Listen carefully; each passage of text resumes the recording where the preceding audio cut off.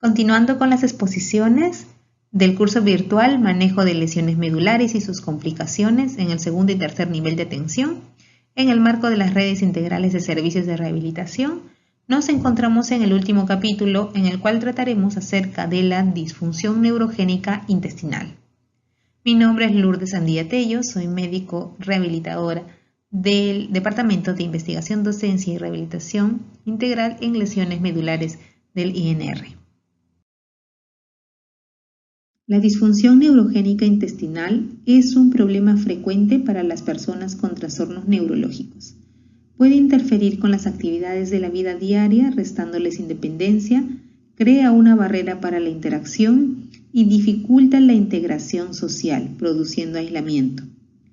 Una de las definiciones encontradas nos menciona que la disfunción neurogénica intestinal es la disfunción del colon recto y ano que resulta en estreñimiento, incontinencia fecal y defecación desordenada debido a la pérdida del control sensorial y o motor normal como resultado de una enfermedad o daño neurológico.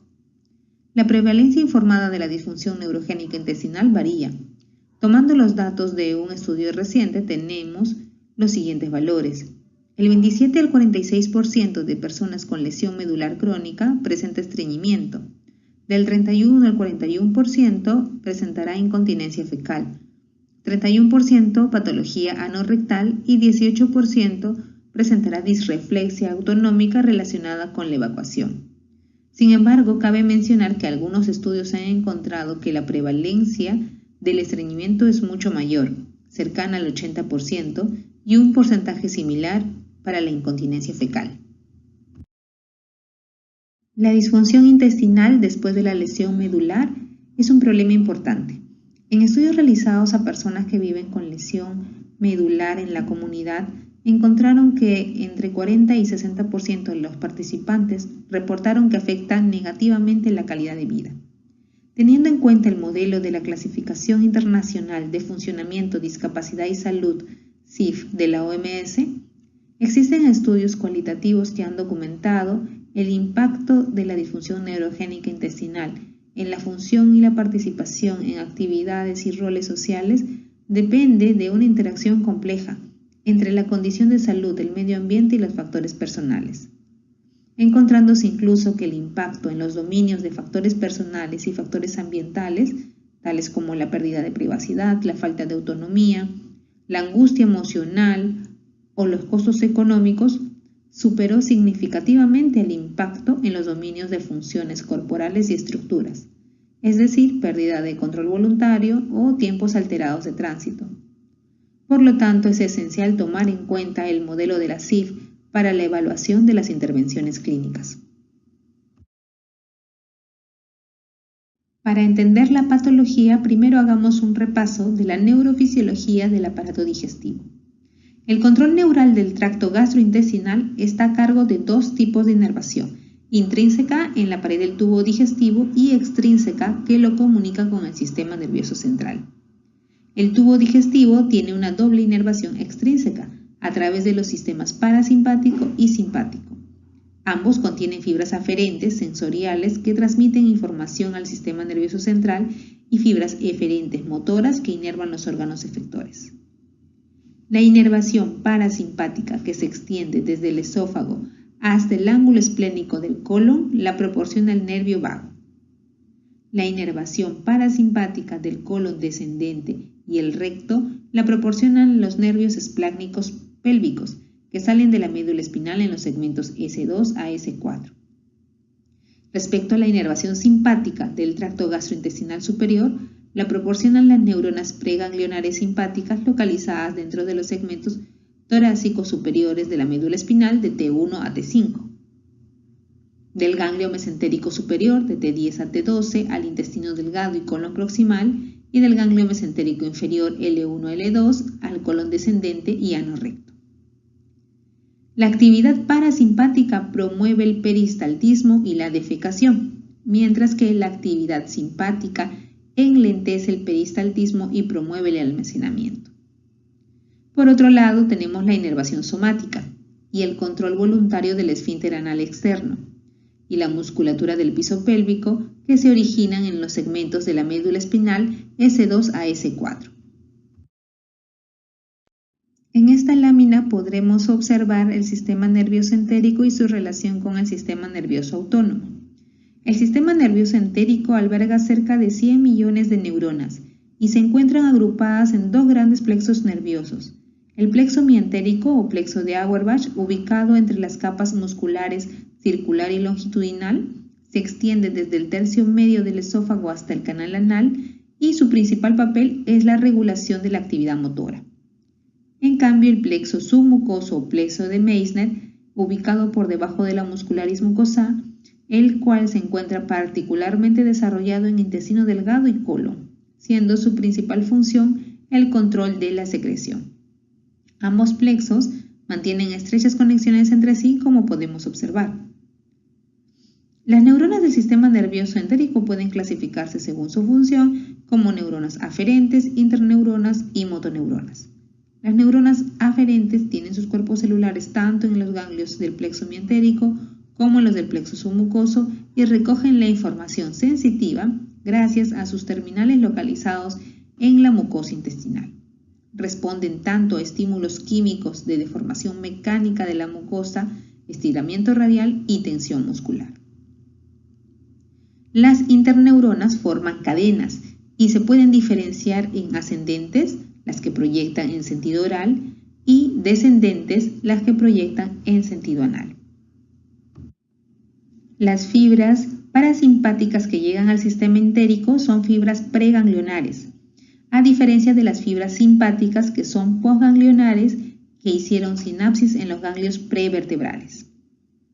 Una característica importante de este circuito es que la activación de las neuronas aferentes primarias activa las interneuronas ascendentes que se dirigen a las neuronas motoras del músculo liso excitatorio para producir una contracción en el aspecto oral del estímulo, al mismo tiempo que activa las interneuronas descendentes que se dirigen a las neuronas motoras inhibitoras del músculo liso para producir una relajación simultánea del músculo liso en la cara anal del estímulo.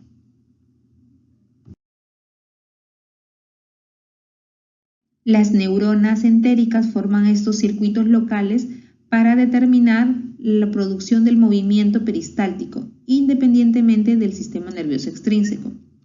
Este movimiento es de propulsión, de avance del contenido intestinal en sentido orocaudal.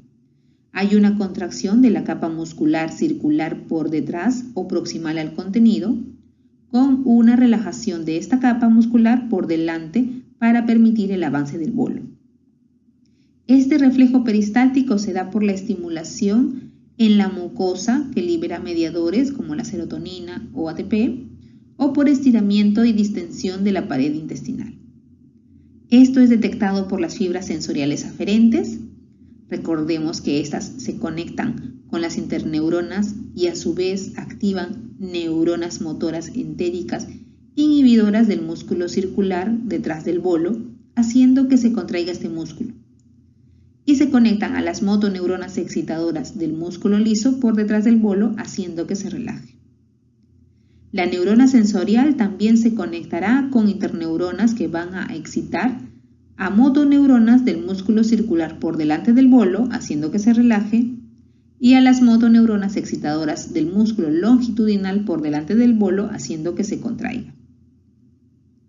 Las motoneuronas excitatorias liberan mayoritariamente acetilcolina y sustancia P, también serotonina. En cambio, las motoneuronas inhibitorias liberan principalmente óxido nítrico, péptido vasoactivo y ATP. Respecto a las neuronas secretoras, el péptido vasoactivo estimulará la secreción y el péptido relacionado al gen de la calcitonina libera somatostatina, que a su vez inhibe la secreción. En este cuadro podemos observar a modo de resumen el tipo de inervación del sistema digestivo y el efecto que produce, así como la exploración física que debemos realizar para valorar la indemnidad. Ahora comentaremos acerca del mecanismo de continencia y defecación. Una vez que las heces llegan a la ampolla rectal, impulsadas por este movimiento peristáltico ya mencionado, se excitan los receptores de distensibilidad, que son más abundantes a nivel del recto distal. De esta forma se inicia la sensación de necesidad de defecar. Esta llegada de heces van a desencadenar, a través de un reflejo parasimpático y disminución del tono simpático, el reflejo rectoanal inhibitorio, por el cual se relajará el esfínter anal interno.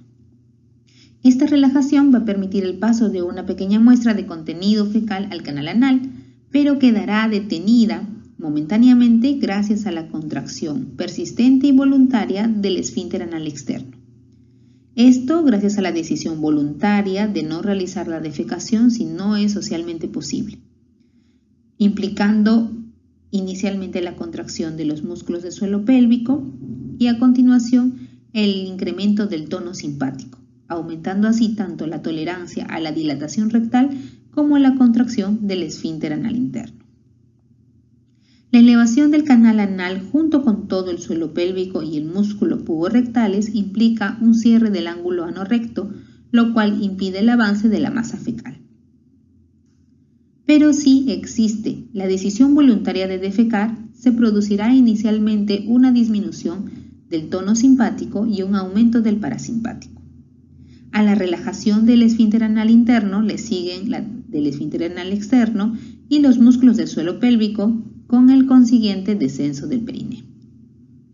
El ángulo anorrectal se abre y permite el paso de las heces impulsadas por el aumento de la presión abdominal, que se ejerce con una maniobra de Valsalva que incluye la contracción diafragmática con un simultáneo cierre de la glotis y la contracción de la musculatura abdominal, produciéndose la emisión de las heces.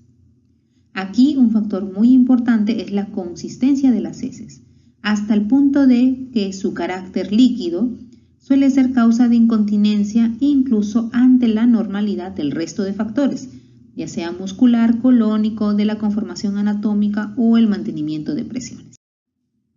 Aquí observamos un cuadro donde resumimos los reflejos presentes en el sistema gastrointestinal, la inervación responsable y la relevancia en nuestros pacientes con lesión medular, siendo que el reflejo colocolónico y el inhibitorio rectoanal preservado en todos los pacientes independientemente del control espinal. Después de recordar la fisiología, podemos conversar sobre la fisiopatología en el paciente con lesión medular, el cual se correlaciona con las características de la lesión en cuanto a su nivel neurológico, la gravedad y la presencia o no de reflejos espinales sacros. Cabe mencionar que en la fase de choque espinal, independientemente del nivel y tipo de lesión, se presentará una falla aguda del peristaltismo, lo cual se expresa clínicamente como una atonía intestinal, y las heces que se encontraban en el colon se procesan nuevamente por la flora microbiana, dando como resultado una incrementada fermentación y meteorismo masivo. Una vez que ese choque espinal ha cedido, se reanuda el peristaltismo y ahora sí la función depende del nivel y gravedad de la lesión medular, pudiéndose establecer diferentes patrones fisiopatológicos.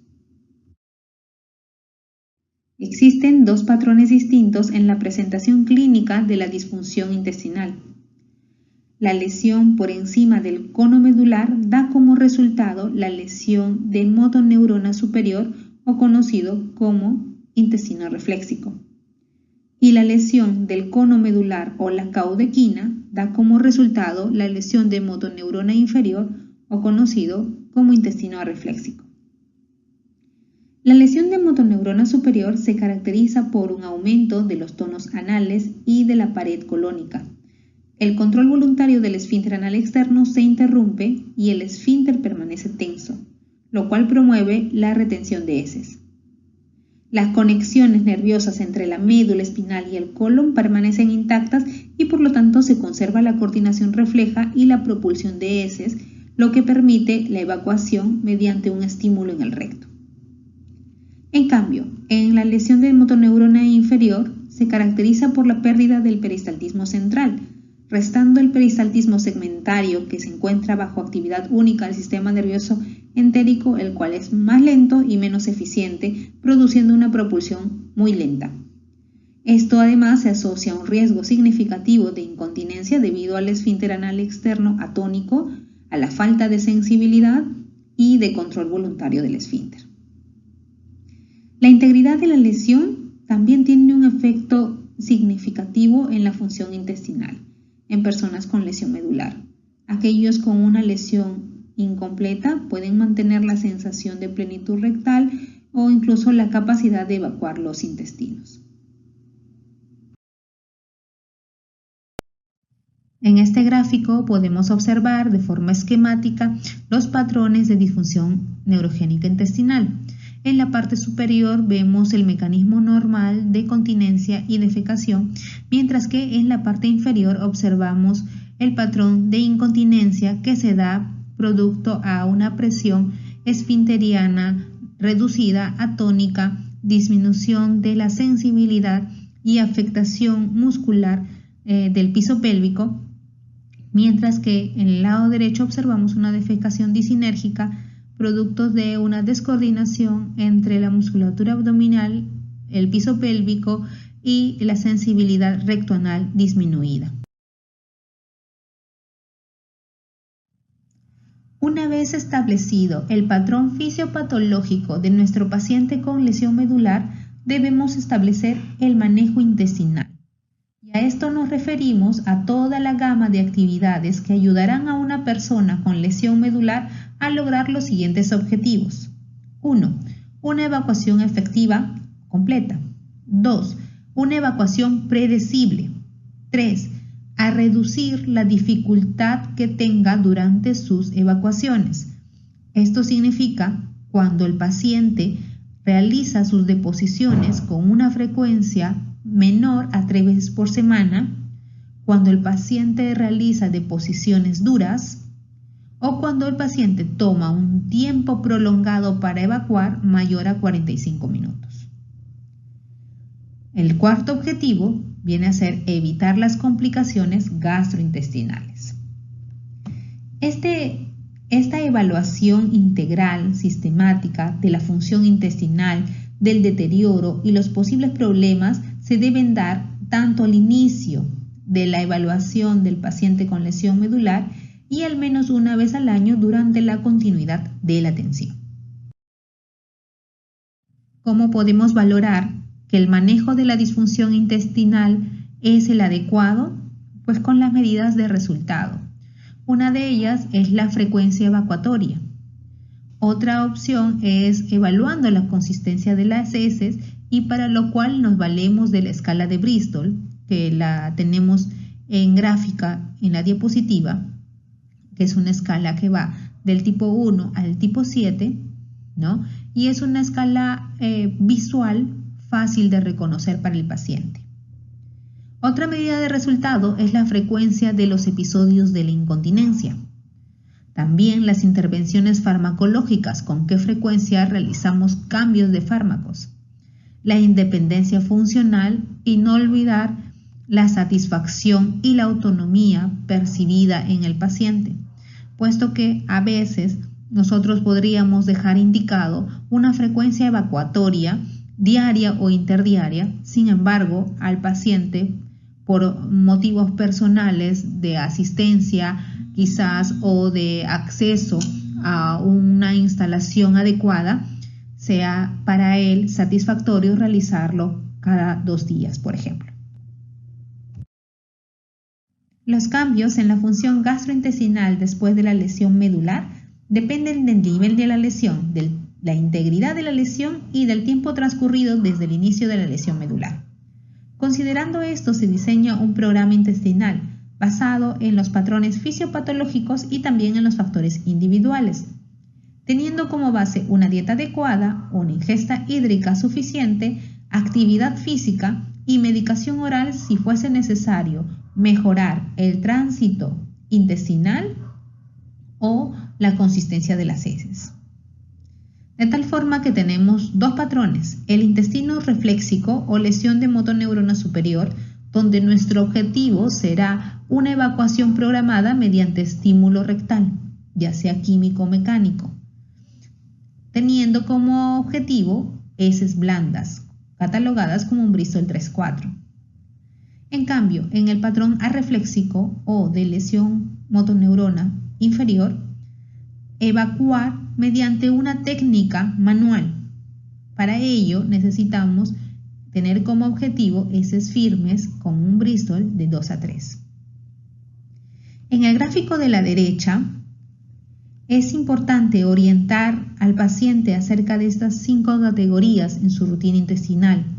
El tiempo nos referimos a la rutina para el vaciamiento intestinal, que no debe ser menor a 3 veces por semana. Sin embargo, debemos considerar el horario laboral, su hábito intestinal previo o la disponibilidad de instalaciones y asistencia. Asimismo, el tiempo adecuado a dedicar sería entre 15 a 45 minutos. En el lugar nos referimos al lugar de las heces en el momento de la rutina del vaciamiento. Si estas heces están demasiado altas, es poco probable que tenga un resultado favorable en el momento que está sentado en el inodoro. Y si por el contrario está demasiado baja, puede tener un accidente antes de llegar al baño. Para influir en el lugar de las heces, se utilizan los estimulantes, ya sea en la dieta o los fármacos. La consistencia es adecuada respecto al patrón fisiopatológico que presenta nuestro paciente. Por ejemplo, una consistencia muy suave, lo que denominamos heces pastosas o similar a la pasta de dientes, no sería adecuado para un paciente con intestino arrefléxico. Respecto a la cantidad, también es importante orientar a nuestro paciente que lo que se expulsa debe relacionarse directamente con la cantidad de alimentos que ingiere. A veces sucede que el paciente nos menciona que sí realiza deposiciones todos los días, pero al consultar sobre la cantidad nos refiere que es mínima. Entonces, esto más bien debería ser una alerta temprana de este posible problema inminente. El disparador se refiere a, en el caso, por ejemplo, de una lesión de motoneurona superior, a la estimulación del reflejo de la defecación, ¿no? y relajación del esfínter anal, ¿no? Y en la lesión de motoneurona inferior sería la evacuación manual, como ya lo hemos mencionado. Al momento de la evaluación de nuestro paciente, debemos considerar que existen factores intrínsecos y factores que van a contribuir a esta disfunción intestinal. Ya conversábamos sobre los factores intrínsecos, el nivel de la lesión que nos brinda el patrón fisiopatológico. El tipo de lesión también es importante, ya que se ha observado que los síntomas son más severos en lesiones completas que lesiones incompletas. Asimismo, se ha encontrado en la mayoría de estudios que los síntomas intestinales son más comunes en aquellos con lesiones cervicales y torácicas superiores, ¿ya? Y tomar en cuenta también el riesgo, por ejemplo, de disreflexia autonómica en estos casos. El tiempo desde la lesión también sería importante, ya que la evidencia emergente reciente sugiere que en pacientes con lesión medular crónica, la desregulación colónica se acompañaría de una remodelación del compartimiento neuromuscular entérico, mayor deposición de colágeno dentro de la capa muscular longitudinal, así como una reducción general en la densidad neuronal mientérica. Algunos autores informan que el riesgo de incontinencia fecal incrementa por un factor 1.5 cada 10 años, como también se ha observado que el tiempo necesario para el manejo intestinal se incrementa significativamente con los años. Debemos también hacer una adecuada anamnesis para tomar en cuenta los factores extrínsecos en nuestros pacientes, los hábitos dietéticos previos, la sensibilidad o la intolerancia alimentaria, desórdenes intestinales preexistentes, comorbilidades, circunstancias en el hogar respecto a la accesibilidad o la capacidad de asistencia de un cuidador, la medicación que consume, problemas emocionales que pueden traer depresión, alteraciones en la comunicación o de la habilidad cognitiva, ya que esto puede alterar la capacidad del paciente para aprender o para dirigir a otros con su programa intestinal. Luego de la anamnesis corresponde realizar el examen físico, siendo sumamente importante el examen neurológico para determinar el nivel y la integridad de la lesión medular. Así también la exploración abdominal, la evaluación de la zona anorrectal, la exploración de los reflejos espinales sacros, bulbocavernoso y anal, los rangos articulares de miembros superiores para evaluar la capacidad del alcance a la zona rectal y su posterior higiene, así como rangos de miembros inferiores para un adecuado posicionamiento en inodoro. Evaluar la espasticidad o la capacidad de transferencia hacia el inodoro o desde el inodoro, ¿no? La destreza manual para el desvestido, la higiene, el equilibrio en sedestación y también valorar posibles riesgos potenciales para la piel, ¿no? Y la capacidad de aprender o obedecer. Resumiendo, el manejo intestinal tiene como objetivo lograr la continencia con un vaciamiento regular y suficiente dentro de un marco de tiempo individualmente aceptable y en el momento adecuado, de acuerdo con la agenda del paciente. Esto es un proceso cíclico. Esto es un proceso de evaluación periódica. En el caso de la lesión de motoneurona superior, vamos a tener como síntomas principales el estreñimiento o incontinencia por rebuse. Cuando hablamos de impactación, va a darse a nivel del colon proximal. En cambio, cuando hablamos de lesión de motoneurona inferior, hablamos de impactación fecal rectal baja y incontinencia fecal en relación a la pérdida pasiva por la atonía. El objetivo en una lesión de motoneurona superior es el vaciamiento cada 2 días como máximo, ¿no? Con unas heces de consistencia Bristol 3-4. En una lesión de motoneurona inferior, el objetivo es un vaciamiento intestinal de 1 a 2 veces al día con unas heces de consistencia Bristol 2-3. El esquema de manejo inicia por realizar modificaciones dietéticas y conductuales a todos los pacientes con lesión medular independiente de su patrón fisiopatológico. Posteriormente, una evacuación programada que sí va a diferir en relación al tipo de intestino que presenta. Si en este momento, al realizar una evacuación programada durante el entrenamiento, presenta incontinencia fecal, pues tendremos que dar fármacos o tratamiento que contrarreste. Si la evacuación programada no es efectiva, pasamos a los agentes farmacológicos y si a su vez esto no ayuda o no es suficiente, pasaremos a otros tratamientos. Modificaciones dietéticas. Está recomendado incrementar la ingesta de fibra en la dieta o de forma suplementaria para obtener una adecuada consistencia de heces. Se recomienda iniciar con 15 gramos y luego incrementar gradualmente hasta 30 gramos. Siempre de forma gradual se recomienda subir cada 3 días para evaluar correctamente. Respecto a lo que es la fibra, existe la fibra soluble y la fibra insoluble. La fibra insoluble va a ser quien realmente va a aumentar la motilidad intestinal y mejorar el tránsito intestinal. Entonces, de esos 15 gramos, debería ser a predominio de fibra insoluble. La fibra soluble se encuentra en las frutas, en las legumbres, ¿no? Y si bien es cierto, tiene efectos beneficiosos para la glucemia y los lípidos en sangre, podrían retrasar el vaciado y por lo tanto ser contraproducentes. Acá es importante considerar los alimentos o suplementos de la región y de la época.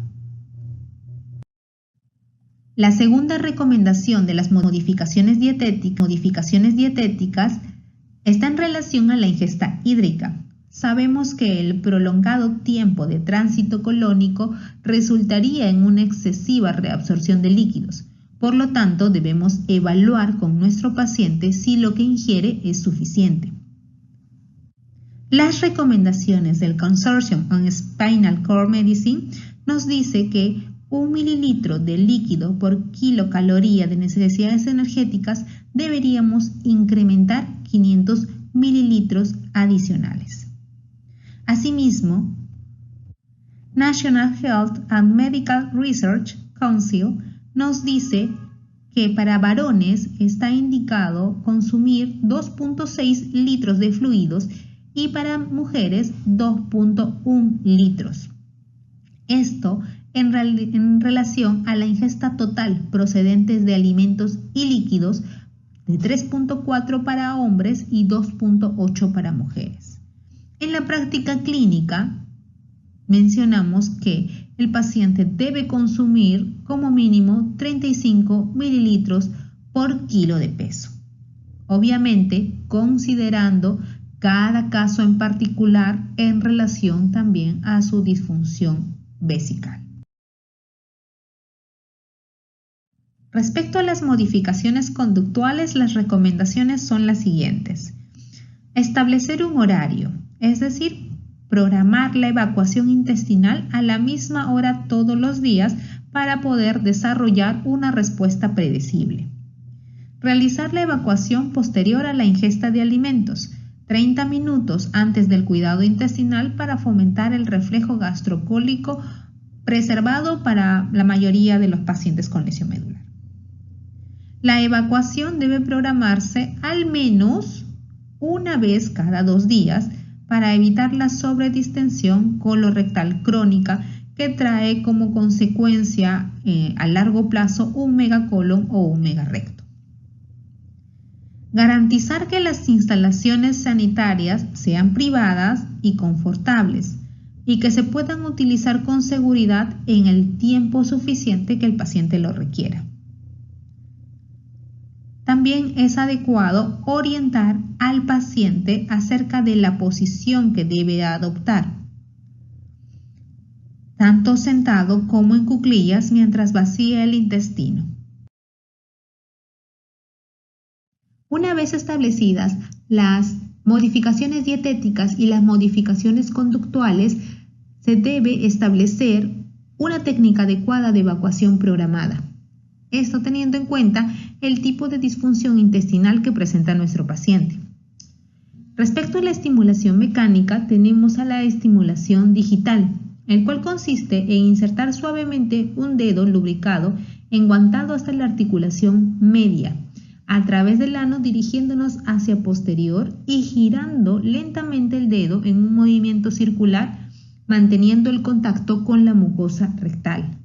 Esto provocará la relajación del esfínter anal interno y aumenta la motilidad en el colon, ayudando a expulsar las heces. Se realiza este procedimiento hasta que pasen flatos o la evacuación sea completa. En la práctica suele tardar entre 15 y 20 segundos y repetirse cada 5 a 10 minutos. Se ha reportado que entre el 35 y 50% de pacientes con lesión de motoneurona superior encuentran esta técnica efectiva. Asimismo, esta técnica puede utilizarse durante la transferencia al inodoro o en posición de decúbito. No hay evidencia que sugiera que la estimulación en alguna posición sea más exitosa o dañina que la otra. En el caso de pacientes con lesión de motoneurona inferior, se realiza la evacuación manual, donde se introduce 1 o 2 dedos para remover las heces del recto. Esto a fin de reducir los accidentes intestinales no planificados. Otra forma de evacuación programada es utilizando la estimulación rectal química, que suele ser un componente clave del cuidado intestinal en los pacientes con lesión de motoneurona superior, ya que los supositorios estimulan químicamente el reflejo del esfínter anal para lograr la evacuación de las heces. Entre estos tenemos al supositorio de glicerina, el cual es higroscópico y ejerce un leve efecto de secreción osmótica en la mucosa del recto, a la vez que inicia el mecanismo de defecación.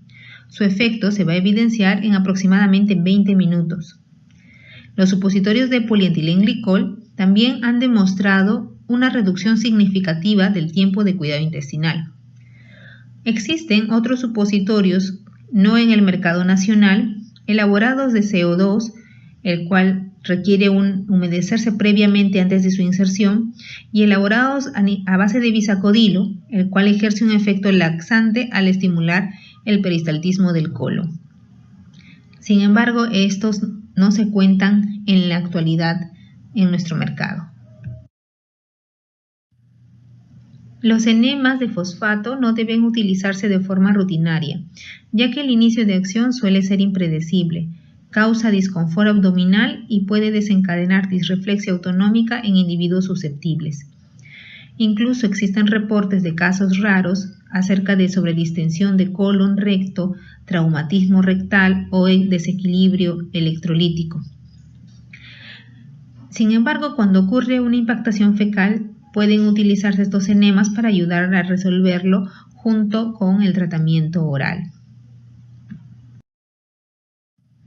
Es importante indicar a nuestros pacientes que durante la evacuación programada realicen el masaje abdominal. Esta técnica ha demostrado un acortamiento significativo del tiempo de tránsito colónico total, aumentando la peristalsis y reduciendo la distensión abdominal. Se utiliza la mano para ejercer una presión firme pero suave y en progresión continua, de unos aproximadamente 15 minutos. Podría realizarse antes y después de la estimulación rectal digital o de la inserción de estimulantes por el recto. Tenemos que tener en cuenta además que este masaje debe realizarse previo manejo vesical. El tratamiento de biofeedback junto con la rehabilitación del piso pélvico han demostrado una eficaz en personas con función intestinal alterada, pero con cierto grado de sensación rectal, los cuales son capaces de contraer el esfínter anal de forma voluntaria. Existen además otras opciones invasivas para el manejo de la disfunción neurogénica intestinal. Una de ellas es la estimulación eléctrica externa de los músculos de la pared abdominal, los cuales pueden mejorar el control intestinal en personas con tetraplegia. A ello se ha estudiado estimulando estos músculos abdominales durante 25 minutos al día, por 5 días a la semana y durante 8 semanas, dando como resultados tiempos de tránsito colónico acelerados en comparación con el grupo de control placebo. Existen también estudios de nivel evidencia 2 que van a respaldar el uso de la estimulación de la raíz sacra para reducir el estreñimiento severo en pacientes con lesiones completas. Respecto a la estimulación magnética funcional torácica, tenemos estudios de nivel 4, estimulando los nervios lumbosacros a nivel de los procesos espinales de T9 a L3, para así reducir los tiempos de tránsito colónico y los síntomas de estreñimiento autoinformados. Son estudios de nivel 4 también acerca de la estimulación del nervio tibial posterior, los cuales han demostrado una mejoría en el control intestinal para pacientes con lesión medular incompleta. La colostomía es una opción terapéutica que debemos considerar posterior a agotar todos los demás tratamientos médicos disponibles para el control intestinal. En realidad, existen estudios que nos informan que el 10% de pacientes con lesión medular se someten a una ostomía, y este puede resultar en una mejora significativa de la calidad de vida, ya que reduce la cantidad de horas dedicadas al cuidado intestinal, simplifica enormemente las rutinas y reduce el número de hospitalizaciones por complicaciones gastrointestinales. Más aún debemos considerarlo si la disfunción neurogénica intestinal se asocia a una úlcera por presión de difícil tratamiento. Como idea principal en esta exposición, debemos llevar que al desarrollar un programa intestinal debemos realizarlo de forma individualizada, teniendo en cuenta las características de la lesión medular, pero también los requerimientos y necesidades de nuestro paciente, las habilidades adquiridas, el entorno social y también la disponibilidad de recursos. Para que este manejo sea exitoso, debe darse dentro de un programa multifacético, es decir, que incluya múltiples intervenciones, como las que ya hemos mencionado.